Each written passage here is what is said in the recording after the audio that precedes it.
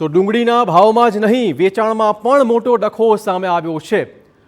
કેન્દ્ર સરકારે ડુંગળીની નિકાસ પર 40% ડ્યુટી લાદવાનો નિર્ણય કર્યો, જેના પગલે રોષે ભરાયેલા ખેડૂતોએ વિરોધ કર્યો છે અને ભાવનગરના મહુવા માર્કેટ યાર્ડમાં ડુંગળીની હરાજી પણ બંધ કરવાની ફરજ પડી હતી।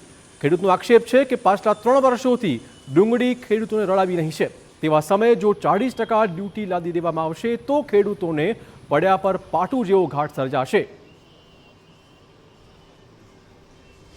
એટલા બધા 3 વર્ષથી ડુંગળીમાં ભારેથી ભારે નુકસાની કરીએ છીએ, ભોગવીએ છીએ, ઊભા નથી થયા।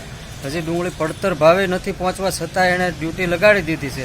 તો સરકારશ્રીને ખરેખર ખેડૂત ઉપર આવો નવો અત્યાચાર ચાલુ રાખવાનો છે કે શું કરવાનું છે એ બી સમજાતું નથી અને આ નિર્ણય એનો સદત ખોટો છે અને ખેડૂતોને આમાં કોઈ બીજો રસ્તો જ નથી। હવે આ સરકારે ડ્યુટી નાખી છે, ખેડૂત માટે નાખી છે, ખેડૂત કોઈ 2 વર્ષથી નુકસાનીમાં જ છે, એમાં નફામાં કાંઈ છે જ નહીં ને। અત્યારે ડ્યુટી ભાવ વધારાની શક્યતા જોઈને સરકારે આ ડ્યુટી નાખી છે ને એમાંય તે અત્યારે 25 રૂપિયાથી 30 રૂપિયા પડતર થાય એવું છે ને હજી એમાં બગાડ થાય એટલે નુકસાની વધે એવી છે।